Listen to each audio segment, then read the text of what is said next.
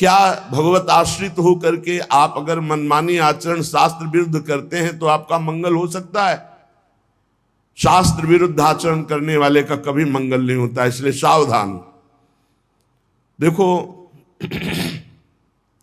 श्रीधाम वृंदावन वास करने वालों को हमने कई बार सत्संग में प्रणाम किया है कि आप रिक्शा चलाते हैं, आप छोटी मोटी दुकान रखते हैं, आप पोछा लगाते हैं यहाँ ब्रजवासियों के घरों में, और आप किसी भी तरह अपने जीवन, तो हम आपको प्रणाम करते हैं। क्यों आप निश्चल और निष्कपट होकर के भगवत धाम का वास करके वृंदावन की प्राप्ति के लिए आप ऐसा कष्ट सहकर कर रहे हैं।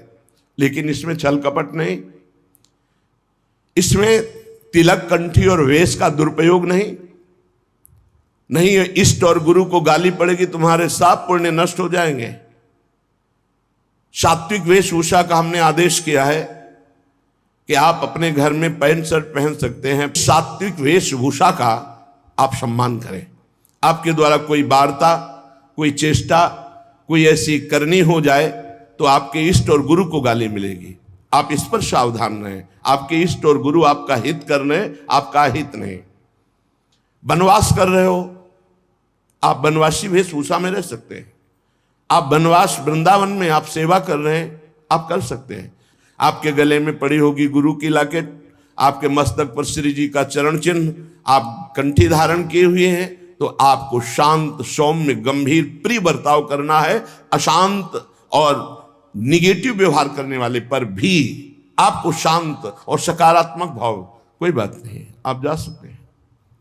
वो फिर नाराज हो रहा है, फिर हम हाथ जोड़ रहे हैं। हमें मार पीट, गाली गलौज, छल कपट नहीं करना। और जो यहां आसपास दुकान रखे हुए हैं उनसे हमारी प्रार्थना है, राधा केली कुंज से आपका कोई संपर्क है नहीं। आप दुरुपयोग मत कीजिए वेश का, आप इस स्थान का दुरुपयोग मत कीजिए, नहीं तो आपका वृंदावन वास छूट जाएगा और ऐसी समस्याओं में फंस जाओगे, निकलना मुश्किल हो जाएगा। हमारा संकेत समझ लीजिए। किसी से कोई संपर्क नहीं, सब अपनी अपनी दुकानें लगाए हुए हो। जो विविध प्रकार से सफेद वेश धारण करके, कंठी धारण करके, बाल रखा करके और इसके बाद गंदा आचरण करते हैं, वो अपने गुरु और इष्ट का और धाम का अपराध करते। ऐसे लोग कभी धाम में नहीं मरते। हमारा भूख से शरीर छूट जाए लेकिन हम अधर्म आचरण नहीं करेंगे। सबके ऊपर कानून शास्त्र है और शास्त्र संतों के हृदय से प्रकाशित होता है। वृंदावन वास का मतलब है निष्कपट सरल ढंग से तुम्हारा श्री जी भरण पोषण करेंगे। अचानक कोई व्यवस्थापक ऐसी व्यवस्था कर जाएगा जो लाडली जी के द्वारा प्रेरित है, ऐसे आचरण, गलत आचरण, दोहन वृत्ति, किसी को किसी के संबंध से दोहित करना, गुरु पत्नी गामी कहते हैं उसे। गुरु पत्नी को, गुरु के सबके पत्नी थोड़ी होती, वो तो ब्रह्म ऋषि जो कुछ ऐसे कुल परंपरा जिनकी चली हुई है, और बकाया सब जो विरक्त हैं वो गुरु पत्नी गामी का दोष कैसे लगता है? गुरु के नाम पर उनके द्वारा दी हुई संपत्ति का भोग करना गुरु पत्नी गामी कहा जाता है।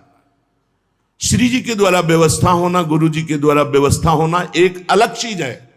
आप उनके नाम, उनकी छाप का प्रयोग करके आप दोहन वृत्ति रखते हैं, ये गुरु पत्नी गामी का अपराध महापापों में आता है।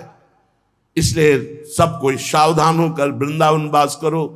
वृंदावन वास के लिए कह रहे, क्षुधा देह त्यागो वर्मी गृहस्थैर नहीं मिला। आपने माना कि 5 ग्रंथ बेचे, 5 कंठी बेची, 5 माला बेची, आपको 100 रुपया मिला, तो आप आधा किलो भोजन पाएंगे ना, जो सब्जी दाल 100 रुपये में आपको बहुत बढ़िया आनंद मिलेगा। और आप ये जो हजारों रुपए, तो आपकी विलासिता, भोग बुद्धि बढ़ेगी और पापाचरण बढ़ेगा, धाम से निकाल दिए जाओगे। कहीं ना कहीं ऐसा भयानक रोग होगा, भागोगे यहां से, अशांति पैदा हो जाएगी। बहुत सावधानी की जरूरत है। आप अगर अपनी ये सावधानी नहीं रखेंगे तो ये धीरे धीरे बुद्धि को भ्रष्ट करती चली जाएगी। ऐसी व्यवस्था से रहो, ऐसा कार्य करो जिससे कम से कम निष्कपटता, सरलता, सच्चाई तुम्हारे जीवन में बनी रहे, छल कपट ना रहे।